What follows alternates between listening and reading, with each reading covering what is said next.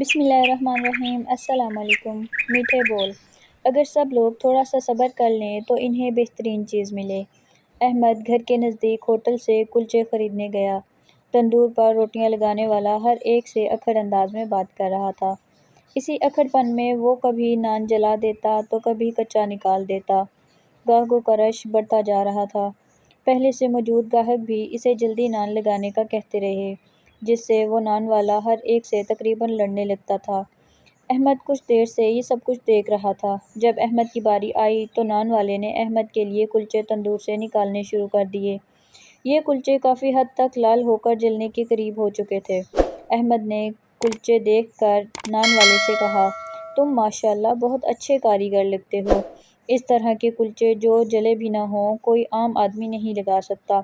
اپنی تعریف سن کر اس نے احمد کی طرف دیکھا تو احمد نے اس کا حوصلہ بڑھاتے ہوئے مزید کہا، اس پورے علاقے میں تم جیسا استاد نہیں ہوگا۔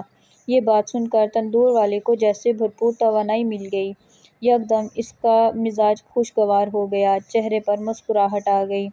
اس نے کہا، بیٹے اگر سب لوگ تھوڑا سا صبر کر لیں تو انہیں بہترین چیز ملے۔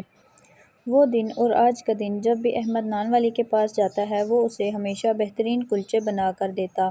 ایک دن صبح احمد نان خریدنے گیا تو دیکھا کہ دکان پر بہت ہجوم تھا۔ اس کا شاگرد تندور میں نان لگا رہا تھا اور وہ شخص بیٹھا ناشتہ کر رہا تھا۔ اس نے احمد کو دیکھ کر شاگرد سے کہا، ان کے لیے میں خود نان لگاؤں گا۔ یہ کہہ کر اس نے جلدی جلدی ناشتہ ختم کیا اور تندور پر آ گیا۔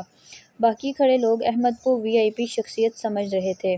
احمد سوچ رہا تھا کہ میں نے نبی کریم صلی اللہ علیہ وآلہ وسلم کے صرف ایک قول پر عمل کیا کہ دوسروں سے اخلاق اور شفقت سے پیش آؤ، اس کے بدلے میں مجھے اتنی عمدہ اور خاص توجہ ملنے لگی۔ اگر آپ کو ویڈیو پسند آئی ہو تو لائک، شیئر اور سبسکرائب کرنا مت بھولیں۔ Thanks for watching. اللہ حافظ۔